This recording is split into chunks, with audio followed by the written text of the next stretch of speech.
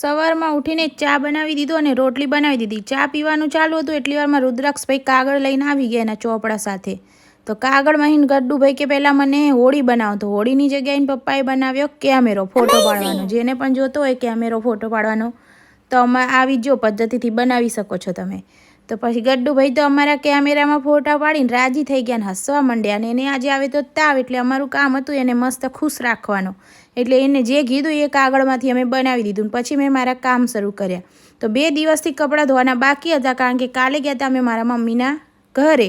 તો મારા મમ્મીના ઘરે ગયા હતા મારા મમ્મી ગયા હતા ફરવા તો એ લઈ આવ્યા હતા મારા ઓલા પર્સ અને એક પર્સ મારી જોડે હતું. પછી ફટાફટ મેં કપડાં બહાર કાઢ્યા અને કપડાંને નાખવાના હતા પાવડરમાં પલાળવા માટે.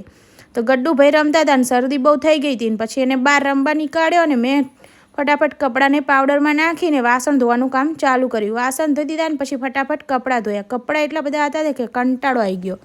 પછી મેં મસ્ત નહીં ધોઈ લીધું ને પછી મૂકી દીધી એક કુકરમાં દાળ અને એકમાં મૂકી દીધા ભાત. કારણ કે આજે તો કેટલા દિવસ થઈ ગયા હતા કૃષ્ણ ભગવાનને જમવાનું પીરસવાનું હતું. એટલે ફટાફટ મેં દાળ ભાત બનાવ્યા મસ્ત મજાના અને સૌથી પહેલાં કૃષ્ણ ભગવાનને મસ્ત ખવડાવી દીધું અને સાથે પાપડ પણ બનાવ્યા હતા. ગડ્ડુભાઈ રમતા હતા ને ખાતા હતા. મળીએ નેક્સ્ટ વિડીયોમાં. જય માતાજી. તો આવા જ અમારા વિડીયો જોવા માટે અમારી ચેનલને લાઇક સબસ્ક્રાઈબ અને શેર કરવાનું ભૂલતા નહીં. જય શ્રી કૃષ્ણ.